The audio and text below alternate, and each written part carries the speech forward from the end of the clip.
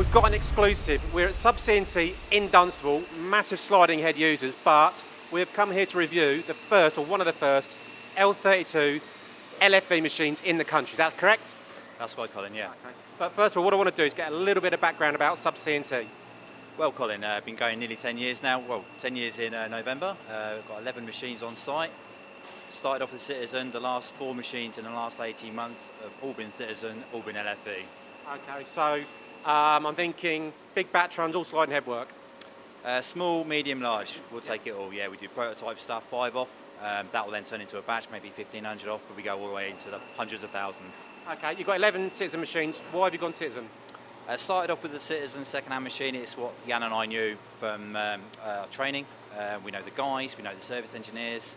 It made sense to stick with that, and as the brand's built and we've had to buy more machinery, they've been our go-to people. So they've worked with you through your expansion, have been really, really successful, just looking around here. Oh yeah, absolutely, every step of the way, including relocating into the second unit, been here every step of the way. Okay, and you like to be sort of first with things, LFV. I know you've got a couple of LFV machines, but this is, as I mentioned, one of the first in the country. Why did you buy it? Right, well, looking for more capacity. New machine purchase is always about new capacity.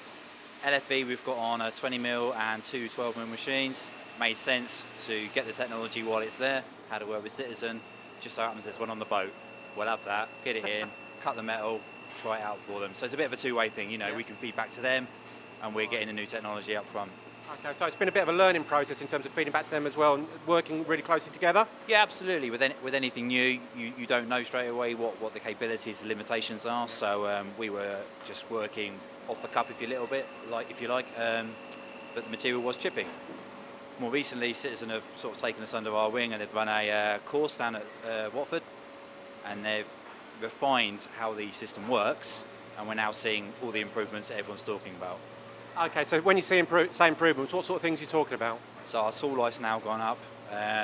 We're chipping the material correctly, so we're not harming the machine by battering it with a really high frequency thing. And yeah, service finish. Okay. Now, I just want to cover quickly off the L32 in terms of what specifications you got on it. So typical specification for this, got obviously a bar feeder, 3-metre bar feeder. We've got mist extraction because we've got high pressure coolant system as well. And we've got a small conveyor to remove all those chips we're now making. So high pressure coolant, I'm thinking, why do you need that? If you're chipping, why do you need the high pressure coolant?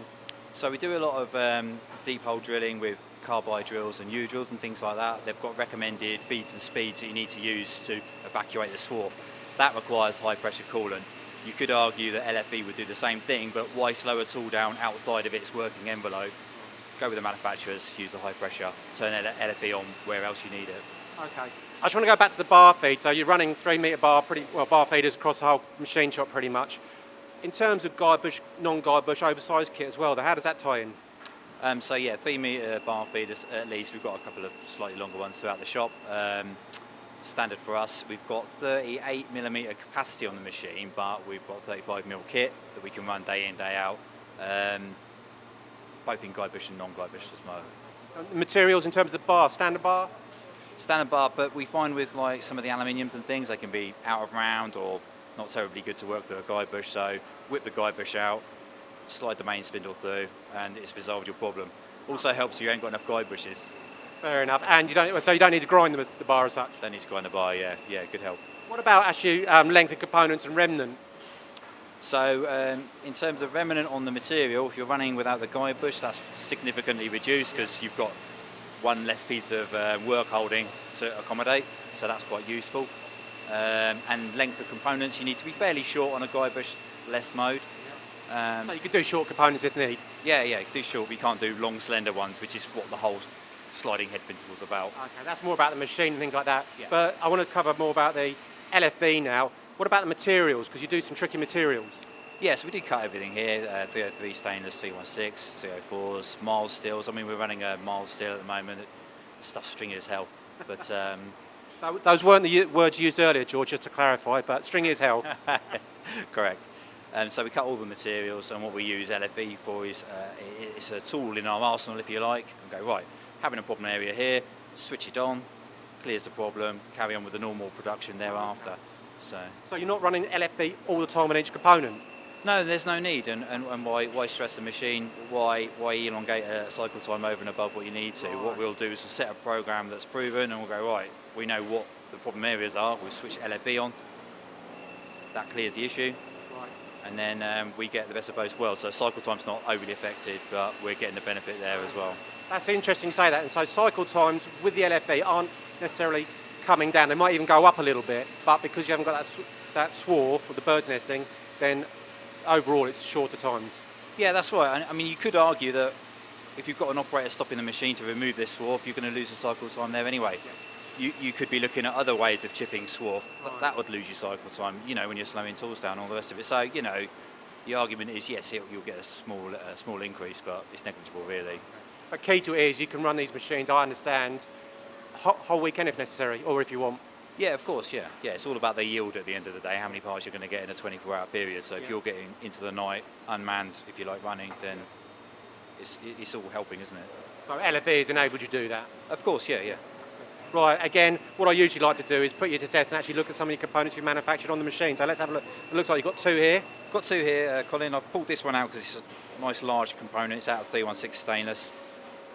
Doesn't look terribly complicated, but it's got standard sliding head features. So it's got flats, it's got cross holes and all the rest of it. But more critically, it's got a lot of material removal. So it's 316 stainless. You've got a large diameter down to a reasonably small one. So there's a lot of material to come off here. So this would be a classic example of you're getting a nesting or you're getting problematic swarf. So you get your LFV on, cleans that away nicely. It means when you grip the part for the finishing, you're not going to ingress the swarf.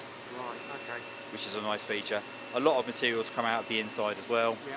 Yep. So again, you want to evacuate that as best possible. And if it's in fine chips, that's the best way to do it. So the LFV is absolutely perfect for this type of component. Yeah, perfect for this sort of part. Yeah. Okay, and let me take that off you, so you don't have to juggle. What about this one? Looks fairly tricky. Talk me through it. This is slightly smaller. It's 316 again, but it's got many more features on it.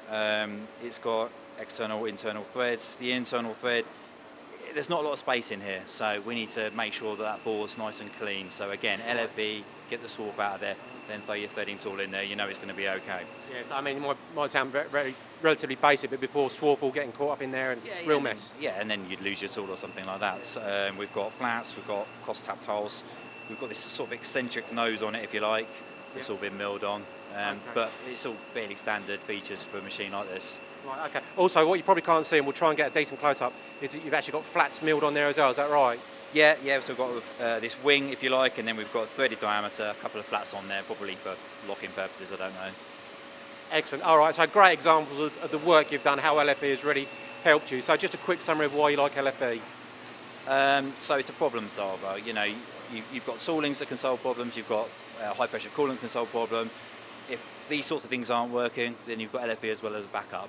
We tend to look at a job when we're quoting and we'll go, right, that's a nasty material or that's a particularly lot of stock removal. It's going to be a bit of a bastard job. We'll LFV that. That is, of course, a technical term. Technical term, yeah. Excellent. I'm pretty sure. And I'm assuming next machine will be a Citizen and LFV. Of course, yeah. Why not?